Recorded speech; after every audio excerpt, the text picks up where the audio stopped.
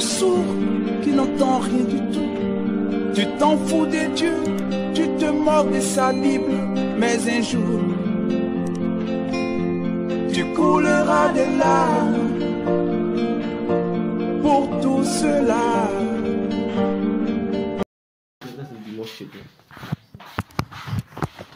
Alors, bien-aimés, nous avons commencé un enseignement sur ma vocation et les devins. Et tout le long de ce mois d'octobre, c'est sur ce thème que nous allons partager, on l'avait dit.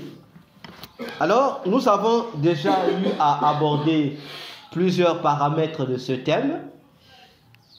Nous avons eu à parler sur expliquer c'est quoi, puisque nous sommes d'abord dans le volet vocation.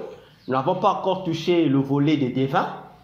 Avant que nous ne touchions le volet des devins, il faut que nous puissions comprendre tous les paramètres de la vocation. Une fois que nous avons la compréhension des choses liées à la vocation, et lorsque nous allons aborder sur les devins, on va plus revenir sur la vocation. Et vous allez directement comprendre chaque élément que nous avons déjà évoqué par rapport au travail des devins. Et nous avons expliqué qu'il existait deux vocations de la part de Dieu. Une vocation céleste que nous avons appelée spirituelle et une vocation physique qui n'a rien à voir avec le spirituel. Et nous avons parlé aussi des délais de vocation. On a dit que Dieu peut te donner une vocation. Cette vocation peut commencer pendant que tu es dans le ventre de ta mère, ou pendant que tu vas naître, ou à un moment donné de ta vie. Alléluia. Et aujourd'hui, nous allons parler sur les atouts d'une vocation. Les atouts d'une vocation. Les atouts d'une vocation. Comme le sous-thème. Bon, je ne sais pas si c'est un gros trait ou comment, je ne sais pas. Donc, notre thème, c'est ma vocation et les devins. Donc ça, c'est un point. Bon, c'est sûr, mettez le point 3, je pense. Le point 3, les atouts d'une vocation. Alors, qu'est-ce qu'on appelle par les atouts d'une vocation? Ce sont tous les éléments nécessaires pour la réalisation d'une vocation. Je rappelle, nous avons dit que une vocation, c'est le travail, la mission que le Seigneur Jésus-Christ donne à une personne. Donc, ce travail, pour ce faire, le Seigneur prévoit également des atouts, prévoit également un ensemble des éléments ou des conditions favorables pour pouvoir faciliter l'exécution de cette vocation. Alléluia. Alors, dans le passage que nous venons de lire, c'est un texte que nous connaissons bien. L'appel au ministère du prophète Jérémie. Nous connaissons Jérémie. Ce jour-là ne s'attendait pas à écouter la voix de l'Éternel. Ce jour-là, sûrement, Jérémie aussi était dans ses affaires. Sûrement, Jérémie était quelque part en train de faire quelque chose. Curieusement, il va entendre la parole de l'Éternel. Et lorsque l'Éternel va se révéler à Jérémie, qui était un enfant à l'époque, la chose que Dieu va lui dire, c'est que Jérémie, avant que tu ne sois né, moi l'Éternel, je t'avais donné une vocation. C'est que tu sois prophète. Bon, je me demande, apôtre, si Jérémie était cultivateur ce jour-là, peut-être qu'il était allé accompagner son papa au champ. Et que pendant qu'ils sont en train de faire des travaux champêtres avec son père, et que l'Éternel lui parla pour lui dire, Jérémie, je t'avais établi prophète, va. Alléluia. Quelle devait être l'attitude du père d'une part et d'autre part l'attitude de Jérémie? Alléluia. Parce que Jérémie ne savait pas qu'il avait reçu un appel. Il ne savait pas pour lui. Il vivait comme tout le monde. Mais ce jour-ci, il a été surpris. Quand on lui dit, Jérémie, avant que tu ne sois né, on t'avait déjà établi prophète. Et Dieu lui dit, non, Dieu, je suis un enfant. Et Dieu lui répond, qui t'a dit que tu es un enfant? Alléluia. C'est vrai qu'il était un enfant. Mais Dieu lui dit, qui t'a dit que tu es un enfant? Dieu dit, va, je t'ai déjà choisi, vas-y. Et Dieu lui dit, tu iras vers X peuple pour faire tel travail. Dieu lui dit aussi, quelles seront les conséquences positives et négatives de cette vocation qu'il a reçue de Dieu. C'est pourquoi on lui dit au dernier verset, le verset 8, Dieu lui dit, ne les crains point. Alléluia. Donc, mais ne les crains point. Pourquoi? Parce que Dieu, si vous lisez la suite, Dieu va mettre autour de Jérémie des atouts. C'est-à-dire des richesses et des bases qui vont lui permettre de mieux faire son œuvre. Malgré les réalités qu'il va rencontrer, mais Dieu va lui donner une sorte d'assurance. Alléluia. Et c'est sur cette assurance ou ces atouts qu'aujourd'hui nous voulons parler. Remarquez que dans les déclarations de Dieu à Jérémie, Dieu va utiliser deux expressions. La première, il va lui dire, avant qu'au verset 5, avant que je ne t'eusse formé dans le ventre de ta mère, je te connaissais. 1. Avant que toi, Jérémie, tu sois formé dans le ventre de ta mère, moi, l'Éternel, je te connaissais. Deuxième expression, Dieu va lui dire, avant que tu ne fusses sorti de son sein, je t'avais consacré. Alléluia. On a deux réalités que Dieu explique ici. Deux réalités qui devraient interpeller toutes les mamans de la terre, en particulier les femmes chrétiennes. Parce que, je dis, avant que Jérémie, tu ne sois formé dans le ventre de ta mère, moi l'Éternel, je te connaissais. Restons d'abord ici. Alléluia. Posons-nous la question. Comment Dieu a-t-il déjà connu Jérémie avant qu'il ne soit formé dans le ventre de sa mère? Comment est-ce possible? Comment est-ce possible?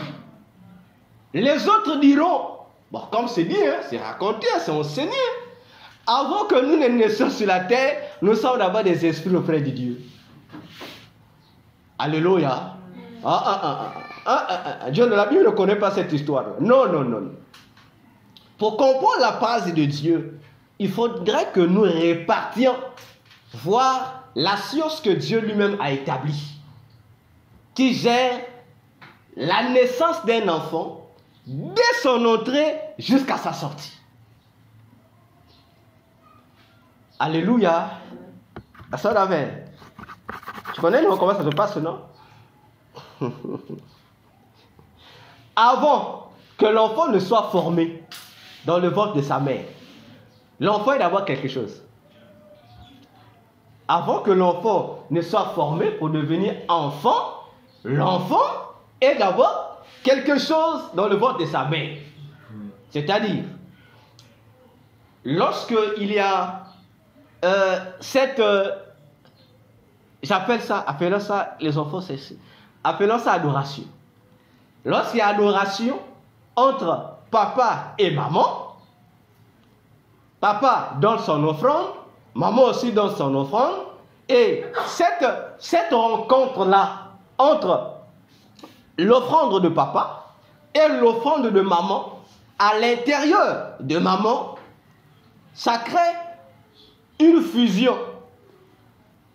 Et cette fusion-là, c'est elle qui va commencer à arranger l'enfant.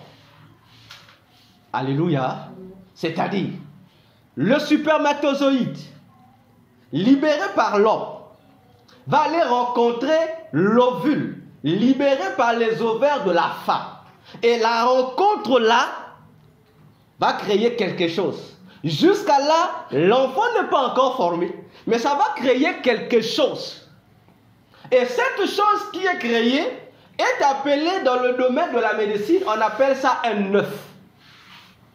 Bon, nous, on a l'habitude d'appeler ça masse de sang ou boule de sang. Mais jusqu'à là, l'enfant est, mais l'enfant n'a pas encore été formé. Alléluia. Donc, cet œuf-là, appelé encore dans le domaine des grossesses par fécondation, c'est cet œuf-là qui va évoluer, qui va se développer pour devenir un enfant. Alléluia. On va de l'embryon, après l'enfant va devenir fœtus, après fœtus, l'enfant va devenir bébé. Et on va le naître. Lorsqu'il va naître, on va l'appeler nouveau-né. Après, on va l'appeler enfant. Après, on va l'appeler adolescent. Après, on va l'appeler adulte. Après, on va l'appeler... Vous connaissez la suite. Mais nous restons d'abord ici. Alors, lorsque déjà nous sommes au niveau de l'œuf, de ce que nous appelons masse de sang, dès l'instant qu'il y a l'œuf, l'enfant est déjà là. Mais il n'est pas encore formé, il est déjà là. C'est-à-dire, la masse de sang là, que certaines femmes appellent machin, que certaines femmes se permettent d'aller jeter au travers de l'avortement. Le sang qui coule là, on dit que c'est rien. Non, quelqu'un est déjà dedans. Il y a déjà tout un être dedans. Mais cet être-là attend les compléments pour se former, pour avoir un corps. Alléluia. Ce que le ventre de la maman va créer, c'est le corps. Comme j'ai écouté dans une prédication de l'apôtre, hier j'ai écouté ça, le thème c'était « Qu'aucun ne périsse, le veut le Seigneur ». L'apôtre expliquait au départ quelque chose, que nous sommes corps, âme, esprit.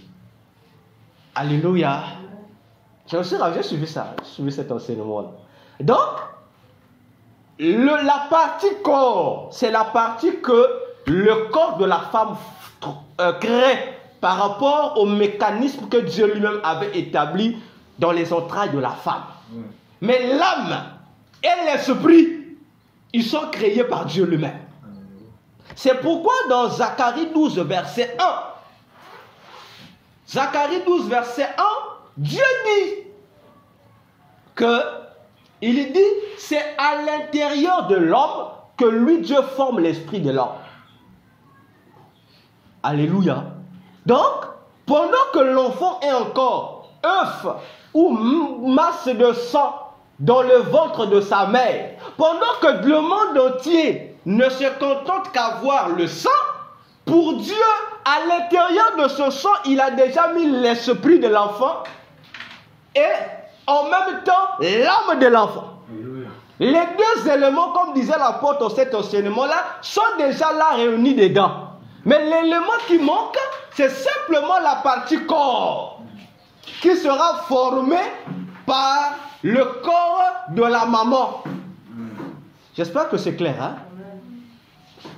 Alors, Dieu dit, avant que Jérémie, dans le ventre de sa mère, puisse avoir son corps formé, Dieu le connaissait déjà. Mais il connaissait quoi? Entre l'âme et l'esprit, qu'est-ce que Dieu a connu avant? Job 32, 8 répondra que, en réalité, en l'homme, c'est l'esprit. Donc, lorsque Dieu dit à Jérémie que avant que tu ne sois formé dans le ventre de ta mère, je t'avais déjà connu. Donc, pendant que Jérémie n'était encore masse de sang, Dieu avait déjà connu son esprit. Et Dieu ajoutera maintenant pour dire, avant aussi qu'on t'enfante, je t'avais consacré. On comprend que ce n'est ni le corps qui a été consacré, ce n'est ni l'âme qui a été consacrée, mais c'est l'esprit qui a été consacré. C'est pourquoi nous disons, le ministère n'a rien à voir avec le corps. C'est une question de l'esprit de l'homme à l'esprit de Dieu. Voilà encore pourquoi Romains 8 dit que l'esprit de Dieu communique pas avec notre corps ou avec notre âme, mais avec notre esprit. Alléluia. C'est pourquoi encore, dimanche, l'ancien Robert nous expliquait ça pour dire, Dieu nous a créés à son image et à sa ressemblance. Alléluia. Mais si on te voit, bon, moi je suis court. Est-ce que Dieu est court? Alléluia. Non. L'esprit. Alléluia. Donc on comprend bien la situation de Jérémie ici. Comme pour dire aux mamans, attention avec l'affaire d'avortement. Et Koti ici est Koti. Péché ou pas péché, l'enfant est appelé à naître. Mais supposons que ton enfant était Jérémie. Bon, et toi tu trouves que, oh, il n'y a que ça les qui. Tu vas. Mais ça veut dire que c'est toute une bénédiction que tu as tuée. Sans te rendre compte. Et le médecin qui te dit aussi, oh, je suis spécialiste, il n'y a pas de souci. Alléluia. Que les mamans fassent attention avec les grossesses.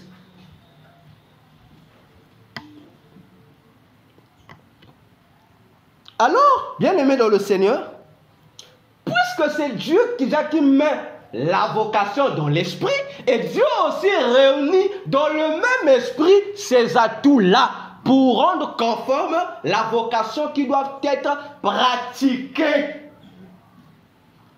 Et tout cela pour un objectif très précis. Alors, le diable aussi, parenthèse, dans le Psaume 58, versets 3 à 4. Psaume 58, versets 3 à 4, Satan aussi copie Dieu. Ce que Dieu fait à Jérémie, le diable aussi copie. Puisqu'on a vu que les vocations ne viennent que de Dieu, mais Satan aussi copie Dieu pour donner des gens de fausses vocations. Et le Psaume 58, verset 3 à 4 dit que on nous parle aussi des enfants, des méchants, des individus maudits. On dit, pour eux aussi, leur nature, leur vocation commence pendant qu'ils sont encore dans le ventre de leur mère. Ah, attention. Donc Satan aussi fait ce que Dieu fait. Mais lui, il donne aux enfants des missions bizarres qui viennent contredire l'œuvre de Dieu. Depuis le ventre de la maman.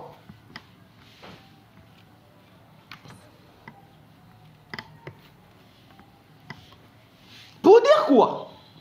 On remarque ici que Jérémie vivait sa vie autrement, mais le jour où Dieu lui révèle sa vocation en tant que prophète, du coup, il y a eu changement dans la vie de Jérémie.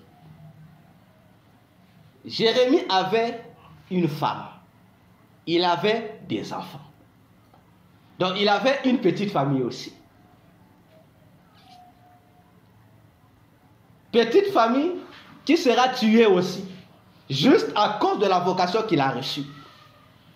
À tel point, dit la Bible, un jour, lorsque Jérémie, étant en prison, je le crois, va écouter que les ennemis de Dieu, les gens vers qui Dieu l'envoyait pour exécuter sa vocation de prophète, ont tué sa femme et ses enfants. Jérémie a fait une prière. Il a dit, Dieu, comment est-ce possible?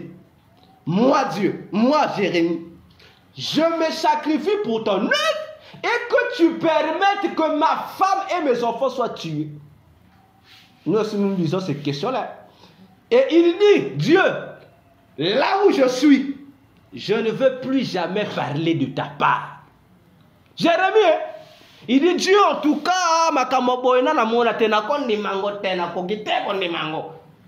comment? Et c'est là qui yonzambe obatela obatelite. Ah donc Dieu vraiment, il est Dieu, je n'irai plus parler. Alléluia. Combien parmi nous ne disons pas les mêmes choses à Dieu?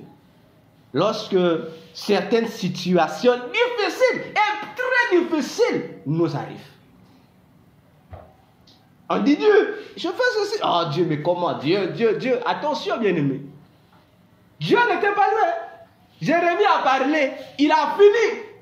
Il était catégorique. Lorsque Dieu vient lui répondre, Jérémie s'attendait à ce que Dieu dise peut-être que Jérémie, bon, vraiment tu as raison, je vais ressusciter ta femme et tes enfants. Mais faisons attention avec Dieu. Dieu lui répond. Donc Dieu fait comme si la mort de la femme de Jérémie, ses enfants ne le regardaient pas. Dieu lui dit, Jérémie, va encore là-bas, va voir le même individu là. Va répéter ce que je t'ai dit là, à ce peuple, que répondez-vous, vous vous êtes égarés. Alléluia. Alléluia. Bon, je pense que, réfléchis sur l'instant, tu viens voir l'apôtre. Ah, l'apôtre, tu avais dit, Dieu m'a donné telle mission, ma famille est morte.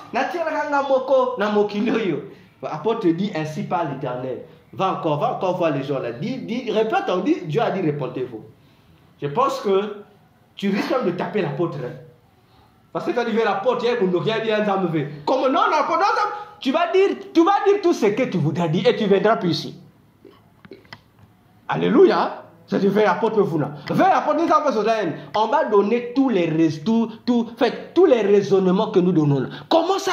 Tu vas même te créer autour de toi des gens qui seront tes journalistes, qui vont te commenter, qui vont te donner raison. On dit que c'est quel Dieu ça? Non, c'est l'apôtre qui avait monté. Dieu ne veut pas parler. Parce que Dieu, il paraît que lorsque Dieu donne la vision, il donne aussi la provision. Tu vas tout dire. Mais ici, Dieu lui-même a parlé à Jérémie, pas d'intermédiaire. Jérémie a dit, Dieu, je n'irai pas. Dieu dit, viens là. Dieu dit, pas grave. Dieu dit, je prends encore mes paroles, Dieu met dans la bouche de Jérémie. Jérémie dit, il a essayé de fermer la bouche pour ne plus parler de la part de Dieu. Mais les paroles qui ont été mises dans sa bouche là, dans sa bouche devenaient des flammes de feu.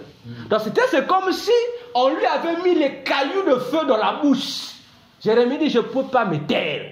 Donc contre même sa volonté, il fut obligé d'aller encore voir les mêmes individus, pas n'importe quel. Le combat de Jérémie était contre le roi de son pays. Attention. Hein? Donc c'est comme l'apôtre ici, on lui dit, va dire au président de se repentir. Alléluia. Et qu'en retour, la famille de l'apôtre a été tuée. Et qu'on dise encore l'apôtre, va encore voir le même gars, dis-lui, réponds-toi toujours. Alléluia. Il est parti. Et en fin de compte, Jérémie a changé de langage. Il a conclu, il a dit, bon, même que je me taise, que je ne me taise pas. Il dit, je ne pourrai pas contenir sa parole parce que c'est un feu dans ma bouche. Donc, si Jérémie devait s'entêter, les mêmes paroles qui étaient faites allaient le consumer lui-même, il mourrait. Et l'histoire fait et s'y lit. Mais Jérémie a fait un choix. Frère, ma soeur, allez faire l'œuvre de Dieu, ta famille est tuée. Je pouvais me dire à Jérémie, bon, je te laisse d'abord le temps d'aller faire le deuil. Non! Non! Je suis sûr que les familles de Jérémie et sa belle famille avaient dit non, le gars est maudit. Mais Dieu ne gère pas ça. Je comprends pourquoi Jésus disait quelque part à quelqu'un, laisse les morts retirer les morts. Alléluia. Pour dire, la vocation de Dieu est plus forte que toute une raison. Là, le Dieu d'amour n'avait pas changé. Non, il est resté le Dieu d'amour. Mais contrairement à Jérémie, à nos chrétiens d'aujourd'hui surtout, qu'est-ce que nous faisons? On fait un choix. On accepte la vocation de Dieu. La vocation spirituelle, on accepte. On nous établit prophètes. On nous établit ceci. On fait de nous cela, on est content.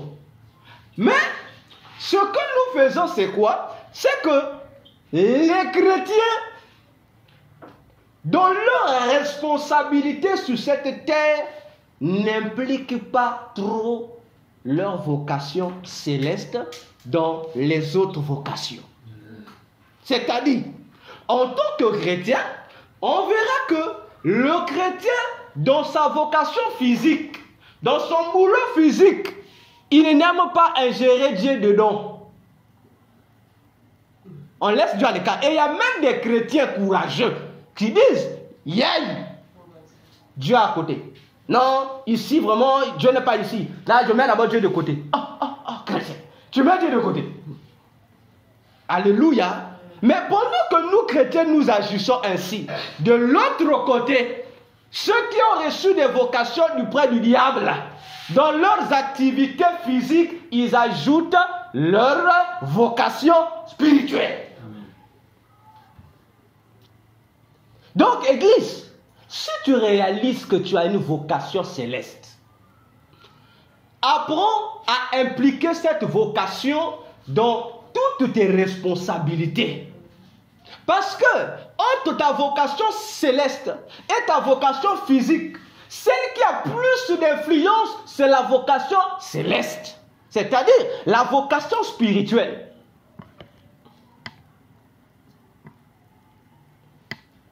Car lorsque nous mettons de côté cette vocation céleste-là, dans nos responsabilités physiques, nous donnons l'avantage à l'ennemi. Regardons dans les hôpitaux. Il y a les hôpitaux, les services administratifs de l'État ou des privés. Je vous assure, la plupart des gens qui travaillent dans ces services-là, ce sont des chrétiens. La plupart de ceux qui sont dans ce poste-là, dans leurs différentes confessions religieuses chrétiennes, ce sont des responsables dans les départements des églises. Je vous assure. Mais ce qui est curieux, lorsque tout le monde nous allons à l'hôpital, la manière dont ces personnes-là agissent, je pense que même toi tu boudes, hein?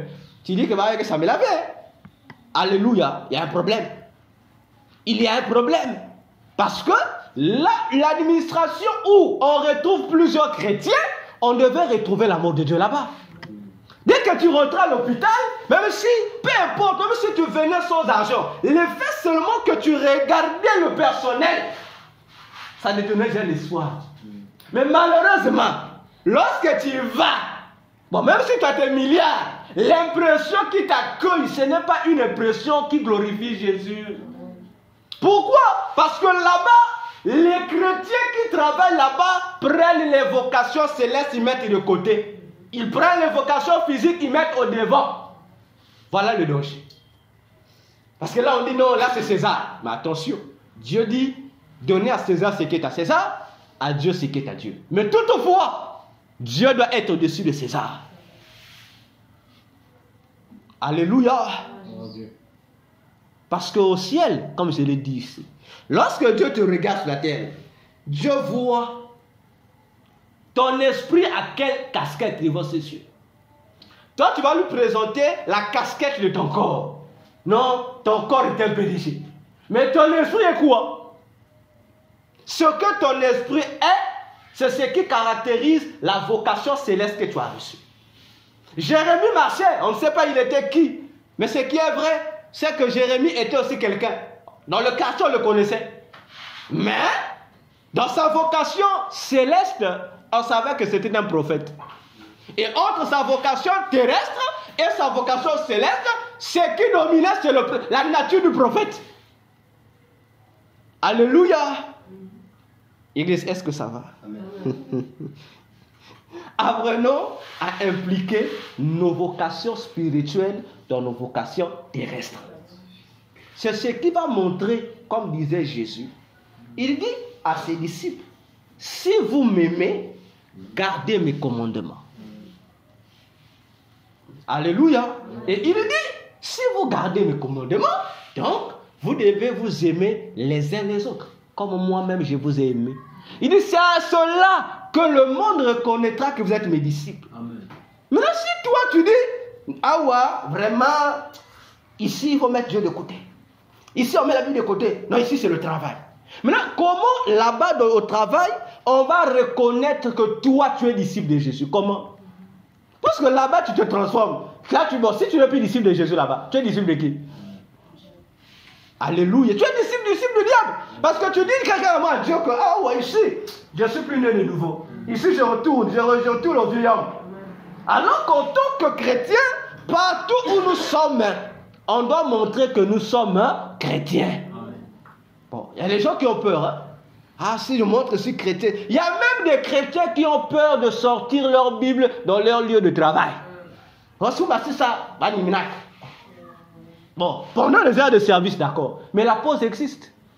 La pause, tout le monde doit se détendre. Maintenant, en quoi on va interdire ça? Alléluia. Montre que tu es chrétien partout parce que c'est à cela que tu es appelé. Peu importe les conséquences. Alléluia. Et j'ai toujours dit aux chrétiens, moi je n'ai pas peur de ces choses-là. Dans ta société, si tu refuses que pendant les heures libres que je lise ma Bible, je démissionne. Alléluia. Parce que le musulman sort son Coran, toi le DG tu ne parles pas. Bon, les autres là aussi sortent leur truc, vous ne parlez pas. Mais si c'est le chrétien qui sort seulement sa Bible, ça devient un problème. Non, non, il y a un problème. Alléluia, il y a un problème. Bon, quand vous ne voulez pas de Jésus, mais moi je vais faire quoi dans ta société? Je ne peux pas être dans ta société sans Jésus, c'est impossible.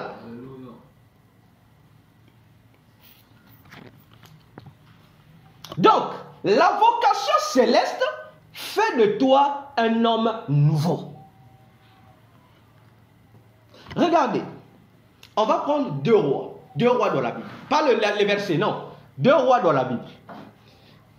On a le roi Saoul et le roi David. Alléluia.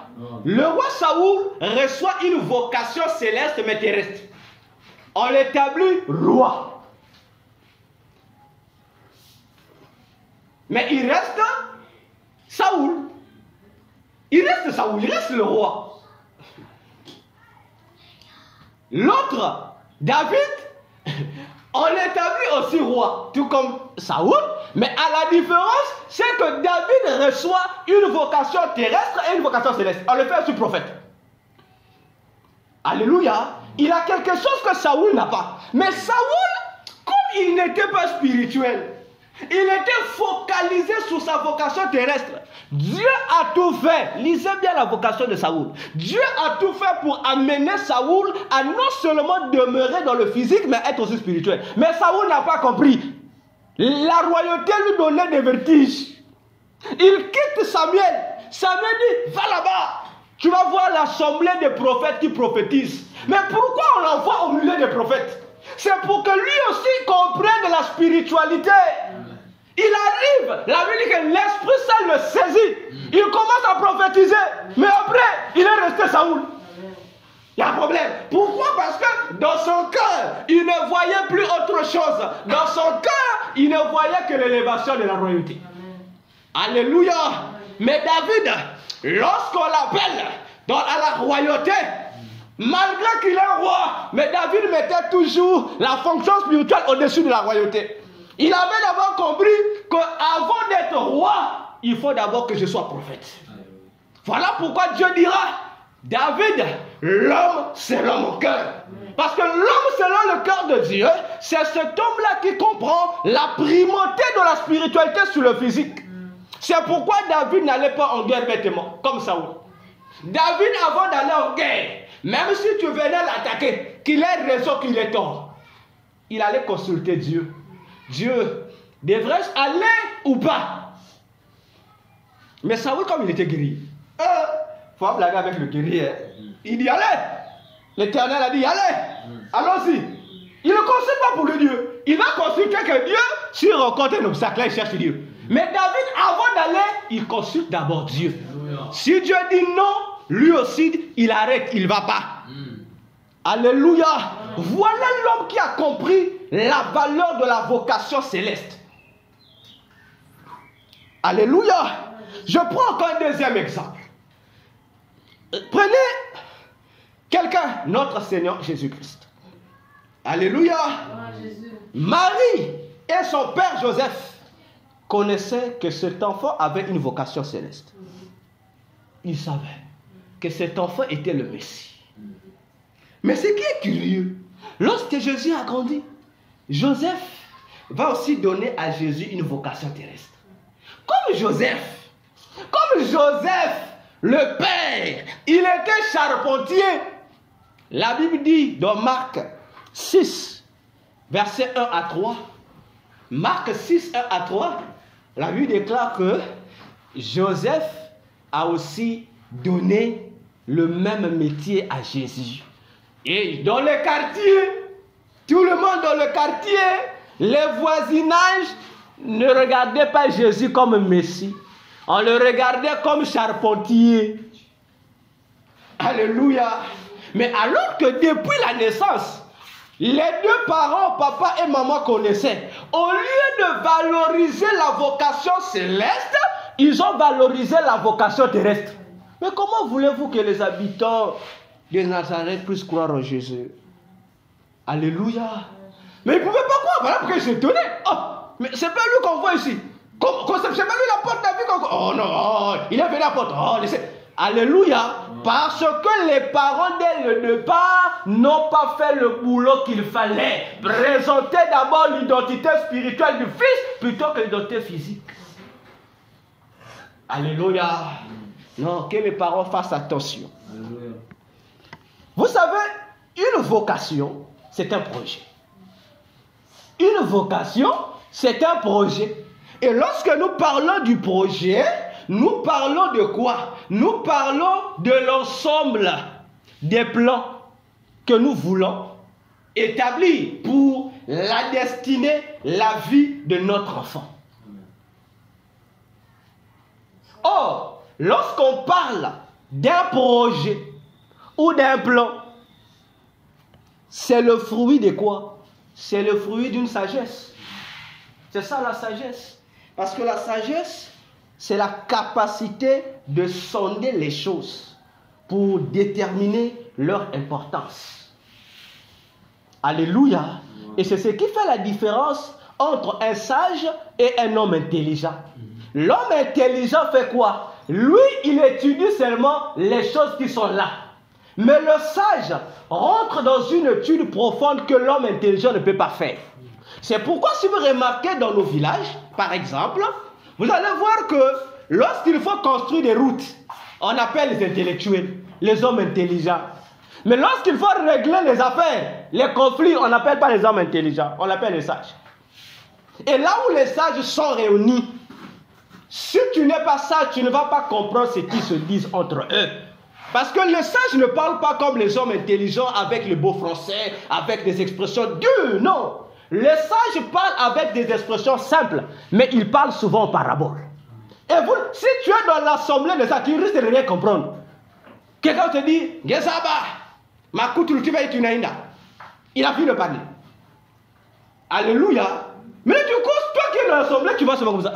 Qu'est-ce qu'il a voulu dire? Mais l'autre sage a compris le message. Et lui aussi, il va donner une réponse en parabole. Alléluia. Donc, le projet de la vie, une destinée est un projet conçu par une sagesse donnée. Attention. L'apôtre avait dit ici une fois que... Non, c'est l'évangéliste qui avait commencé. Qui dit, nous avons trois pères. On a le Père céleste qui est Dieu. On a le Père spirituel. Et on a le Père biologique. Or, le Père spirituel, c'est le représentant du Père céleste. Alléluia. Donc, nous avons trois pères. On a le Père céleste qui est Dieu, avec son représentant, le Père spirituel. On a le Père biologique, que nous connaissons. Et on a un autre Père aussi, qui est le diable. Donc, ils sont trois. Et les trois pères ont chacun des projets pour la destinée de leurs enfants. C'est ici que commence la guerre. Le Père céleste, il a des projets pour ses enfants. Il a des projets pour ses filles. Il a des projets pour ses fils en Christ. Le Père biologique aussi, qui nous a donné naissance, lui aussi, avec sa femme, ont des projets pour les enfants qui vont mettre au monde. Alléluia. Maman, elle vient sur le monde. Elle pense à ses enfants. Elle dit que mes enfants, il doit avoir un président de la République ici. Mes enfants, il doit avoir un colonel ici. C'est normal, c'est un parent. Alléluia, c'est un parent. Et lorsque le parent fait ce genre de projet, c'est parce que derrière le projet, le parent veut bénéficier de quelque chose. Le parent veut avoir un bénéfice parce que le parent sait, si dans sa maison, il a un enfant qui est X, il a un enfant qui est Y, c'est pour son avantage plus tard. Comme le dit aussi les puissants, que les enfants sont aussi la retraite des parents. Alléluia. Mais l'autre père aussi, le diable, lui aussi, il a des projets pour ses filles et ses fils. Or, si on voit les fils et les filles en question, ce sont les mêmes fils dont Dieu a besoin. Ce sont les mêmes fils dont le père biologique a besoin. Et ce sont aussi les mêmes fils dont Satan a besoin.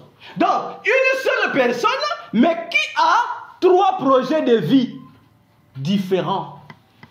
Parce que les projets de Dieu pour les enfants ne sont pas forcément ceux que le père biologique fait pour les mêmes enfants. Ni ce que le diable aussi projette pour les mêmes enfants. Alléluia. Dieu n'a jamais dit par un quelconque prophète que Jésus devait charpentier. Non. Dieu a donné tout ce que Jésus pouvait être. On n'a pas parlé de charpentier là-bas. Mais Joseph et Marie, leur projet, que le fils soit aussi charpentier. Alléluia. Et voilà parfois comment les projets que nous, parents, faisons pour nos enfants rentrent en contradiction avec les projets de Dieu. Et c'est là que Dieu dit à Isaïe que mes pensées ne sont pas vos pensées. Alléluia. Parce que pendant qu'on attend Jésus Messie, mais les parents présentent Jésus charpentier. Bon, maintenant, comment voulez-vous que les gens puissent croire en Jésus? Il dit, ben Bika face. Oh, il y a le mec comme lui avec la figure là. Oh, ben Bika. Oh, ben Bika. Alléluia. Parce que dès le départ, je le dis, les parents biologiques ont faussé.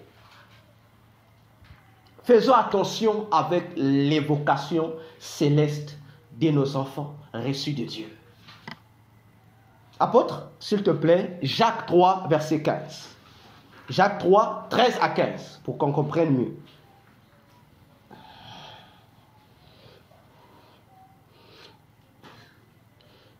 Jacques 3, verset 13 à 15. Nous allons comprendre quelque chose sur la destinée. Jacques chapitre 3, disons le verset 13. Nous bénissons le Seigneur. 15. Il est écrit, lequel d'entre vous est sage et intelligent, qu'il montre ses œuvres par une bonne conduite, avec la douceur de la sagesse. Amen.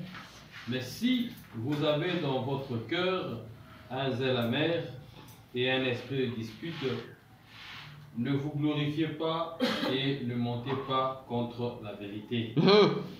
Cette sagesse n'est point celle qui vient d'en haut, mais elle est terrestre, charnelle et diabolique. Parole du Seigneur. Jacques nous montre ici un élément important que l'apôtre a souligné. Il dit, une sagesse est liée à une conduite. Amen. Alléluia. Toute sagesse doit se caractériser par un comportement. Alors, si la vocation est une sagesse, ça veut dire que la vocation doit montrer ses œuvres.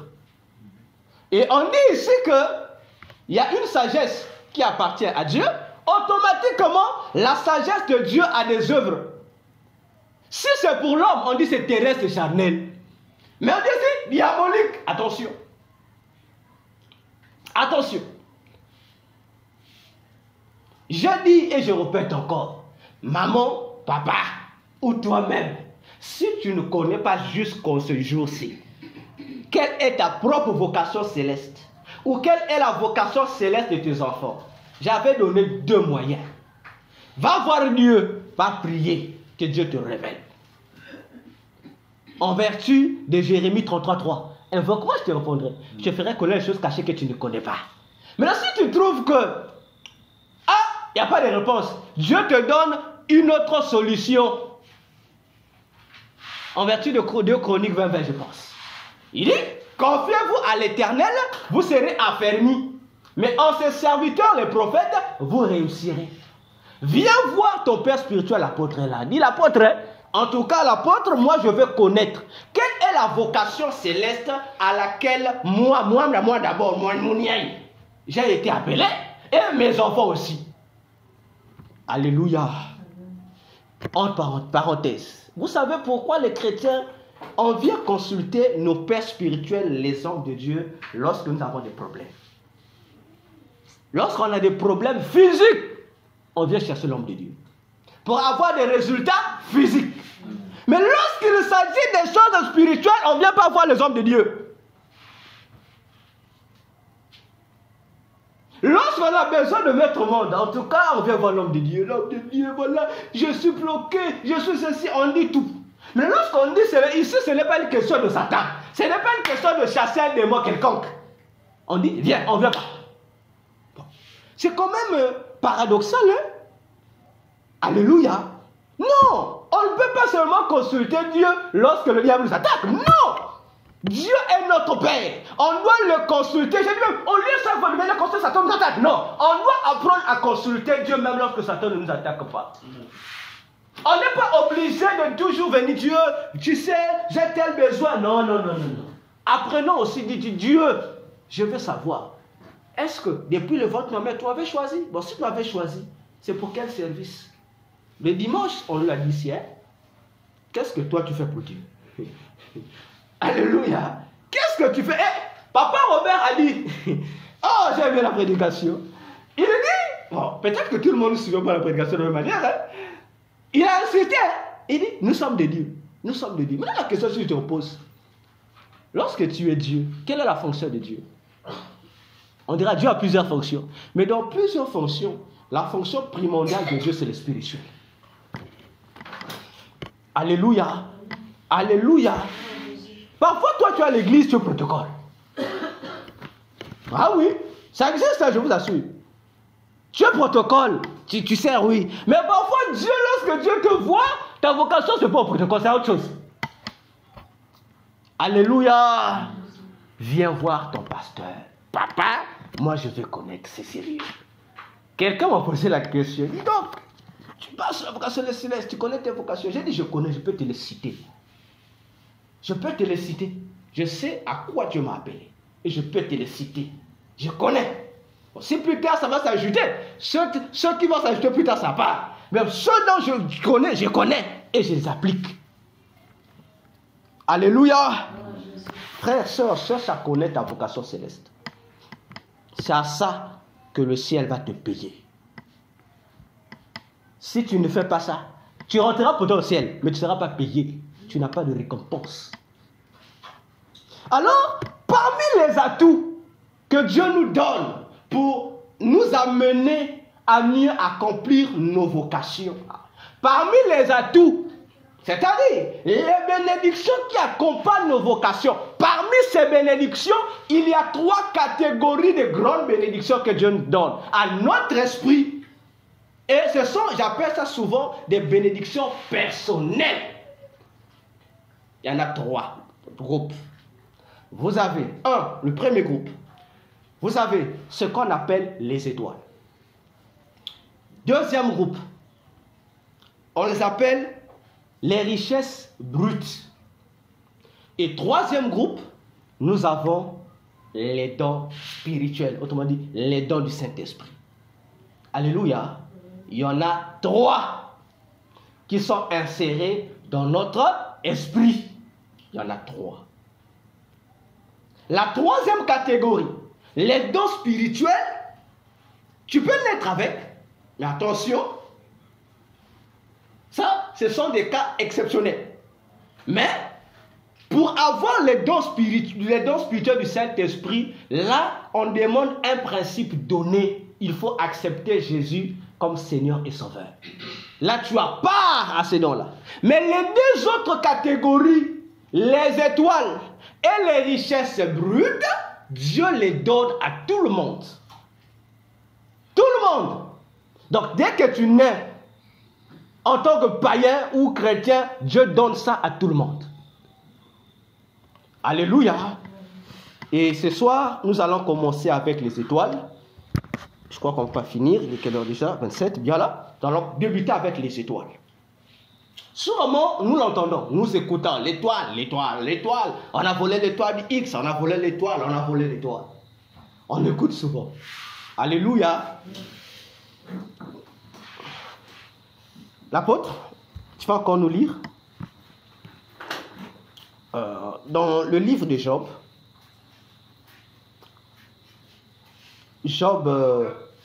Job chapitre 3, Prenez les versets. Job chapitre 3. Vous pouvez même lire tout le chapitre. Mais je vais juste prendre quelques versets. Job 3, du verset 1 au verset 9. Job 18, verset 5 à 6. La pause, ce n'est pas la peine de lire. Pour que nous puissions gagner le temps. Je vais expliquer. Donc, Job chapitre 3. Tous les chapitres, vous pouvez lire. Ça va vous aider. Et Job 18, verset 5 à 6. Job, si vous lisez ce Job 3, Job, par rapport aux souffrances qui vont s'abattre sur lui, Job va commencer à faire certaines déclarations très importantes. Et je recommande aux mamans de beaucoup lire le livre de Job pour comprendre comment peuvent-elles faire pour sécuriser leurs enfants. Job, dans le livre de Job, Dieu a étalé les secrets. Job, de son âge, un monsieur comme ça, un papa comme ça, le malheur s'abat sur lui. Job n'accuse pas, ne se met pas à accuser la famille. Non. Job ne se met pas à accuser le voisin. Non. Job ne cherche pas qui est le fautif de ce malheur. Mais automatiquement, Job commence à indexer des gens, mais qui ne sont pas des êtres humains. Job commence à dire, je maudis le jour où je suis né. Oh, Job, il dit quoi? Job, il dit quoi? Il dit, je maudis la nuit qui avait annoncé, qui avait dit qu'un enfant mal est né. Mes frères, mes soeurs, soyez sérieux. Est-ce que la nuit parle? Job dit la nuit là, qui a annoncé qu'un enfant mal est né. Et il décide de son nez. Il dit, je maudis, je maudis, je maudis. Et quelque part, il va dire, il dit, que les étoiles liées à ma naissance s'obscurcissent. Et que ceux qui maudissent les jours puissent maudire. Et il ajoute, il fait intervenir un démon, le Léviathan. Il dit ceux qui excitent le Léviathan, parce que lui aussi, il joue le rôle pour maudire les avenirs des gens. Et si vous lisez tout le chapitre, vous allez comprendre les affaires des étoiles. Job savait. Il a obscurci son étoile. Alléluia. Et si vous lisez dans Job 18, 5, 6 à 3, vous allez voir la même chose. Alors, les étoiles, c'est quoi? Comme je disais, ce sont des bénédictions. Bon, prenez ça tout. Les compétences, les facultés, les vertus que Dieu donne à toute personne qui naît sur la terre, qu'il a créé à son image et à sa ressemblance. Parce qu'il y a aussi des humains, mais qui ne sont pas des êtres humains, qui sont des démons, qui n'ont rien à voir avec les humains. Donc, c'est l'étoile, quel est son rôle? L'étoile contient, en fait, c'est l'élément qui est, je dirais, la base de ta réussite sur terre. Dieu insère ça dans ton étoile. L'élément central de la réussite de ta vie. Se trouve donc, les ingrédients là, se trouvent dans ton étoile. Donc, lorsque Dieu te donne une vocation, les éléments qui vont te servir de bénédiction, il y a ton étoile. Et ton étoile là va contenir une seule bénédiction, au moyen duquel tout le long de ta vie, tu vas réussir à partir d'elle. Et l'étoile à son tour va attirer vers toi toutes les opportunités liées à la bénédiction que tu as. C'est ça le rôle de l'étoile. Est-ce que ça va? La sœur d'Avé, c'est toi qui est mon juge. Ça va? Hein? Mon français est simple. Hein? Donc c'est ça l'étoile. Donc l'étoile que Dieu t'a donnée là, tu ne fais pas d'effort. L'étoile attire vers toi toutes les bénédictions, toutes les bonnes choses qui sont liées à la bénédiction de ton étoile. L'étoile attire ça. Voilà pourquoi tu vois qu'on vole ça. Mais pourquoi on vole? Satan, j'ai toujours dit, il n'a rien créé. On vole, mais on ne peut pas détruire l'étoile. Ça ne se détruit pas. Mais on va arriver. On ne détruit pas. On ne détruit pas l'étoile. C'est disant, on détruit pas. Non, non, non. Ça ne se détruit pas. On peut que voler ton étoile ou retarder son fonctionnement. Je vais les citer. Je l'explique. Hein? On ne détruit pas l'étoile. Si tu entends que tu dis, oh non, l'étoile détruite, c'est un mensonge. Si tu vois, et plus souvent, ce sont, on va les voir lorsqu'on va parler du débat, ce sont les féticheurs qui font qu'on ton étoile a été détruite, tout ça. Ils te mentent. L'étoile ne se détruit pas. On peut que voler ton étoile ou retarder son fonctionnement. Il n'y a que deux choses. Parce que l'étoile, c'est l'élément qui contient la réussite de ta vie. Donc, c'est lui qui vole. Lorsqu'on dit on a volé ton étoile. Donc, le voleur qui l'a volé, le voleur va s'en servir. Pendant que toi, tu es sans étoile. Ça veut dire que on t'empêche déjà de réussir dans la bénédiction que Dieu a prévue pour toi. Maintenant, lui qui a volé, il va s'en servir. Il prend, lui s'en sert, ou encore, il prend, il garde, et dans le monde de la nuit, il va aller vendre ça. Il va aller le vendre. Et toi, tu restes ici, Bambiaka. Tu vois, je suis maudit. Non, tu n'es pas maudit. Attention, mets-toi bien le mot, il ne t'a pas maudit. La seule là, c'est bon, hein? On ne t'a pas maudit. Attention, là, tu ne l'es même pas maudit. Ce n'est même pas la peine d'être maudit. Non, tu n'es pas maudit. Donc, un enfant de Satan a seulement volé ton étoile. Il a volé, il ne t'est même pas maudit. Donc, il a seulement volé. Et lui va s'en servir. Tu es resté pour toi. Donc, pendant que lui va jouer avec, toi ici, 0 sur 0. 0 sur 0. Donc, toi, ton truc, tu fais quoi? Tu as qui dire? Ah, ça bien, mais fatigué. Ah, ça bien. Ah, vous devez aller savoir là. Non. Alléluia. Si tu consultais ton pasteur en ce qui concerne ta vie, je le crois, Dieu te dira pourquoi tu souffres. Mais comme nous, on laisse moi conseiller le pasteur pour autre chose. On fuit. Parce que j'entends même des gens qui disent, ah, viens mon conseil le pasteur. Frère, vous lisez quelle Bible vous? La Bible dit dans le livre d'Hébreux, les pasteurs sont les gardiens de nos âmes. Amen. Au même titre que Dieu. Amen. Bon, maintenant dis-moi, c'est lui qui garde ton âme. Toi tu diras, Dieu garde mon âme. Oui. Mais Dieu, le même Dieu qui garde ton âme là, a aussi donné une part de responsabilité de ton âme à ton pasteur. Amen. Donc il a le droit, devant ton pasteur, tu ne peux pas cacher les choses. Amen. Maintenant, quand tu caches, on vient pasteur les avouer. Maintenant, comment ton pasteur va avoir la maîtrise de ta vie? Alléluia. Pendant que toi là, galère sur galère. Mais parfois ton étoile a été volé. Bon, toi, oh pasteur, moula talaka. Vous savez, hein, parfois la souffrance nous pousse à avoir des fausses visuels. Oh, la pipa. Bon, le pasteur va prier dans ce sens-là. Oh, c'est l'étoile qui a été volée. Alléluia. Mais si tu prends ta vie, tu dis pas. Moi, je dis aux gens, je n'ai rien de caché dans ma vie. Je n'ai que de cacher l'histoire de l'apôtre dans ma vie. C'est ce qui est caché. Mais ma propre vie, il n'y a pas de cachotterie. Alléluia. Il n'y en a pas. Je peux cacher moi.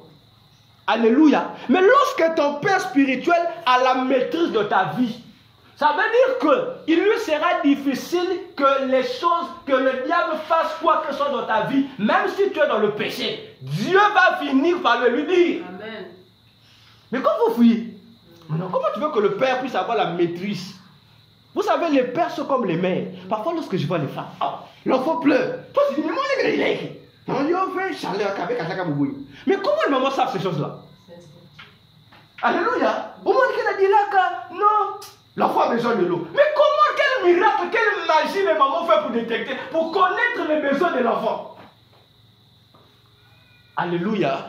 Mais si une maman physique peut faire ça, mais combien à plus forte raison un père spirituel? Donc, si on vole ton étoile, ça veut dire que la réussite principale de ta vie, elle fait quoi? Elle est annulée. 2. Si on ne vole pas ton étoile, celui qui te jalouse va seulement bloquer son fonctionnement. Il bloque ou il retarde. S'il bloque, ça veut dire que toi, 0. Mais s'il retarde, on veut dire, oh, mais pourquoi il va retarder? Oui. Parce que l'étoile dans ta vie, il y a un âge où ça fonctionne. Il y a un délai de fonctionnement de l'étoile. Hein? Le délai commence de 1 an jusqu'à 30 ans. Attention. Donc de 1 jusqu'à l'intervalle de 30 ans. Donc dès que tu rentres dans, on appelle la quarantaine, hein? Donc dès que tu dépasses 30 ans, tu rentres dans la quarantaine, l'étoile ne fonctionne plus. Non, nous sommes sur le plan physique et spirituel, non? Hein? Et c'est pourquoi vous allez comprendre l'importance, comme le répète, j'ai encore écouté tout ça dans la prédication de l'apôtre, il dit l'importance de prendre ton corps, ton âme et ton esprit, de mettre les deux en Jésus. Amen. Parce que si réellement tu as les deux pieds en Jésus, limite donnée par Dieu, 40 ans, l'étoile ne fonctionne plus. Ça veut dire que pour toi, l'étoile là va conserver sa vertu jusqu'à... Parce que cette fois-ci, Dieu ne va pas se tenir compte de la limite de l'étoile. Mais là, Dieu va tenir compte de quoi? De son éternité, parce qu'il est un Dieu qui ne subit pas la variation du temps. Amen. Mais comme on a dit Limoges, comme tu es Dieu comme Dieu. Mais si Dieu est éternel, il n'a pas de limite de temps. Ça veut dire que toi aussi, ton étoile va fonctionner, va connaître les blocus. Mais lorsqu'on vous dit les deux pieds en Jésus, oh apôtre, aussi, apôtre, oh. Alléluia, alléluia. C'est pourquoi si vous remarquez dans la Bible, vous allez bien voir une chose.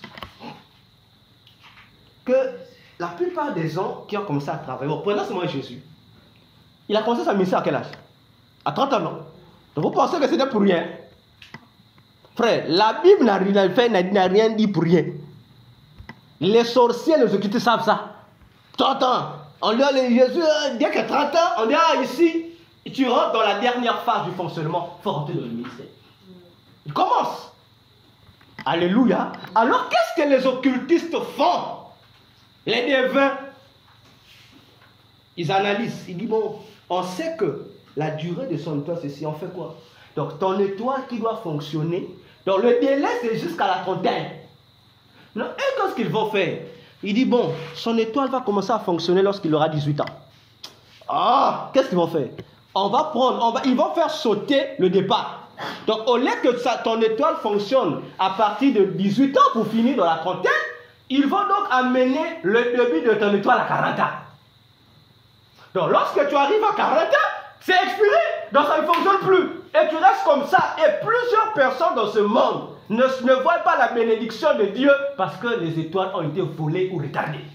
C'est tout. Alléluia. C'est tout. C'est tout. Ça va? Bien. Le dimanche, on aura le temps d'y revenir. Bon, je vais vous citer les étoiles. Il existe sur le plan spirituel que 7 étoiles. 7. Il y en a 7. Je ne vais pas les expliquer. Le dimanche, je vais y revenir. On va en expliquer chacune des étoiles.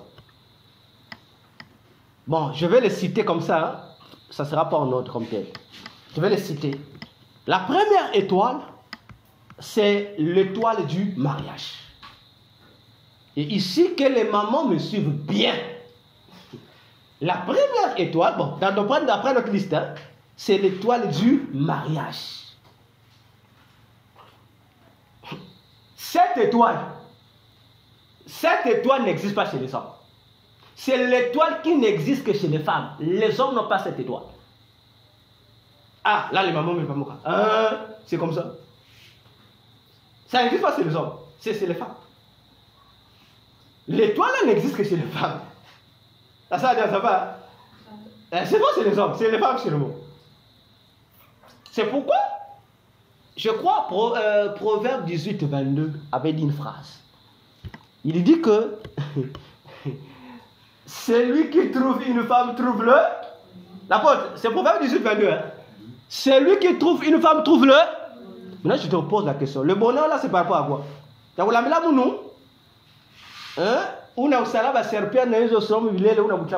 Non, c'est pas à cause de ça. C'est à cause de l'étoile. Et le dimanche, on va expliquer pourquoi. Bon, je vous flash déjà.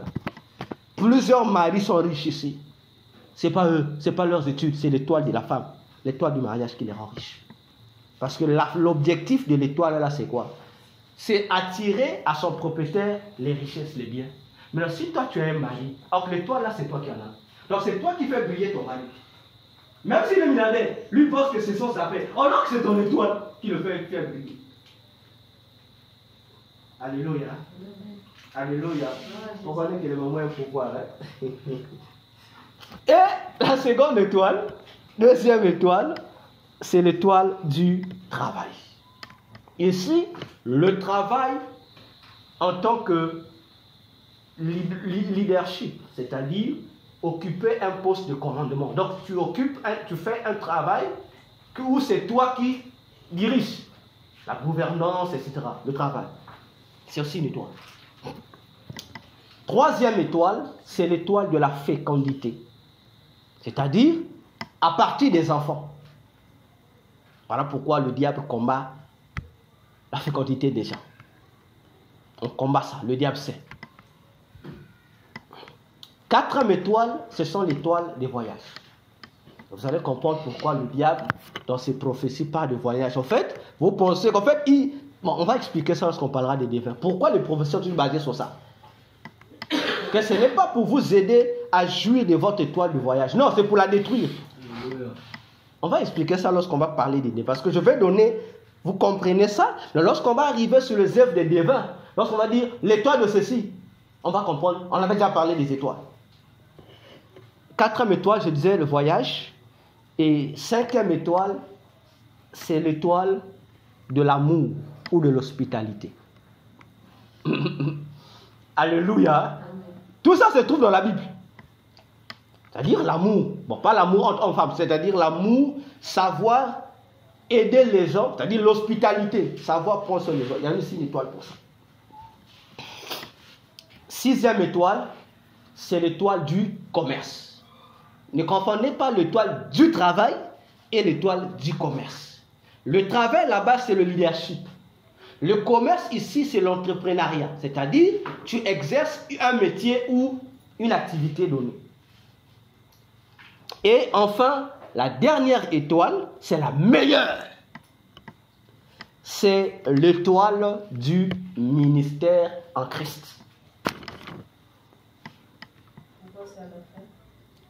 Parce que c'est l'étoile qui contient en elle toutes les autres étoiles. Donc c'est une étoile meilleure. C'est pourquoi j'ai dit, si tu as les deux pieds en Jésus, tu auras la facilité de goûter aux autres étoiles même, combien même que tu n'auras pas ça. Donc toutes les bénédictions au monde ne sont regroupées que sur les 7 étoiles. En Christ. En fait, c'est ce qu'on appelle autrement le service de Dieu ou l'œuvre de Dieu. C'est tout.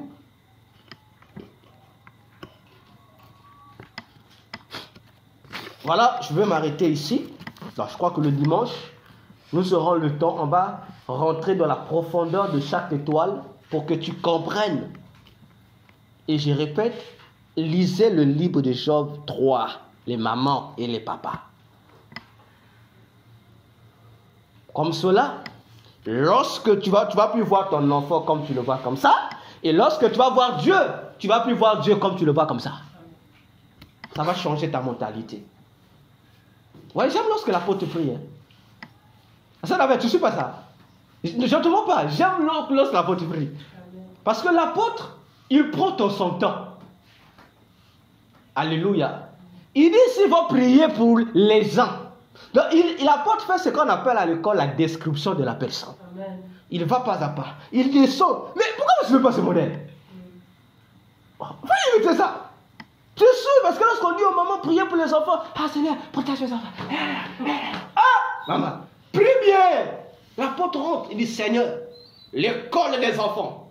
Il finit niveau école, il rentre à un autre domaine. Toujours des enfants, il n'est pas pressé. Il dit, oh, l'apôtre ça va prier, mais il prie bien.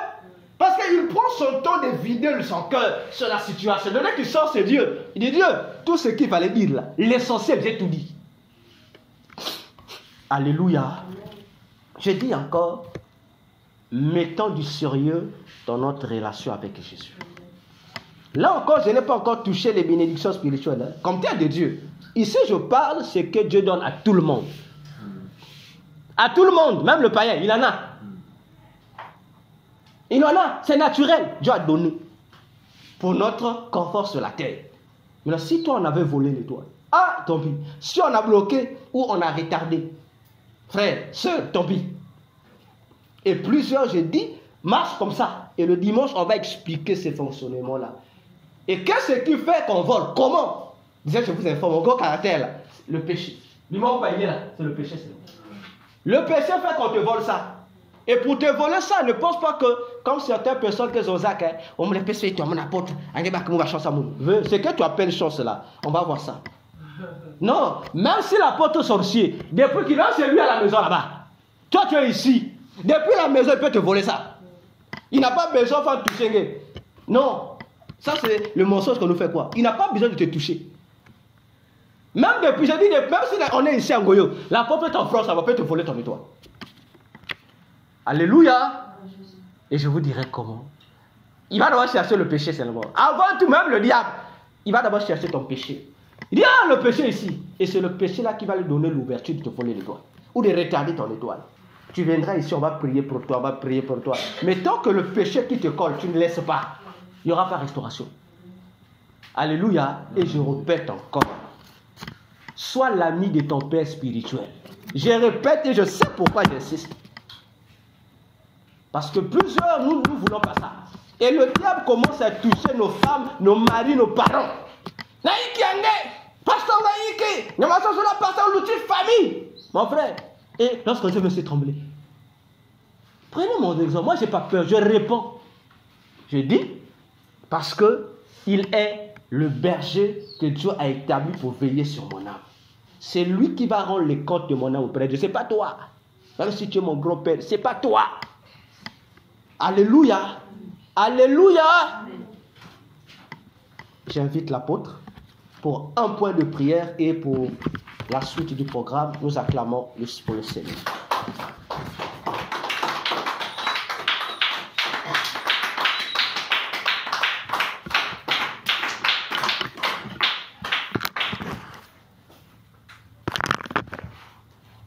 Que Dieu soit béni. Amen.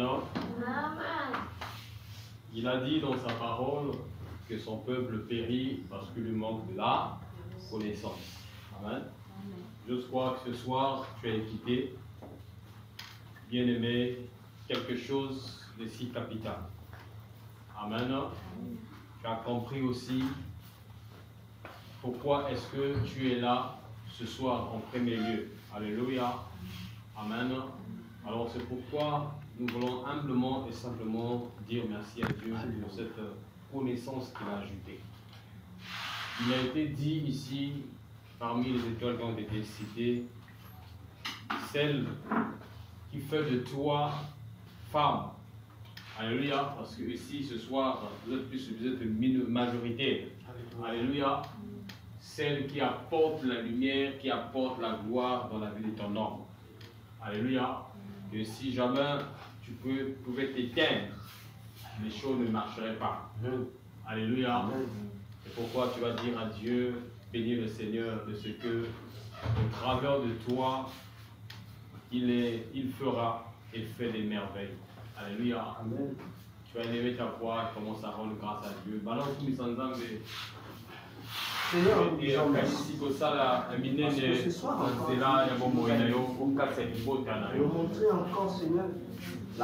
Dieu qui a dit que la femme sage, c'est celle qui bâtit sa maison. Autrement dit, celle qui donne l'étoile et brillante, c'est celle qui apporte la vie dans sa maison. Et c'est pourquoi nous devons dire merci à Dieu, alléluia, qui est venu encore nous ouvrir. Tu vas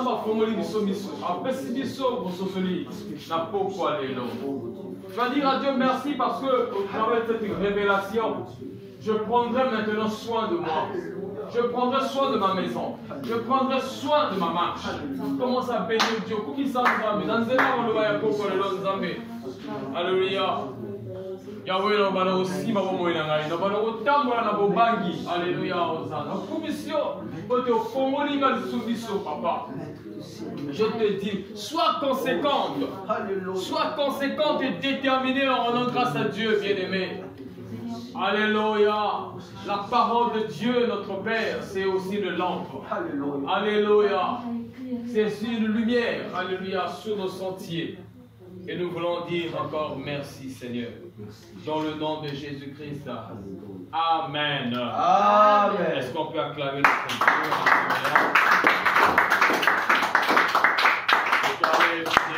Alléluia. Cet enseignement est en train de se poursuivre jusqu'à dimanche. Alléluia. Prière donc, toi qui es déjà là, de te faire violence d'être là, afin de découvrir le rôle de chacune des étoiles. C'est bien de connaître. Alléluia. Et c'est mauvais de ne pas connaître. Alléluia.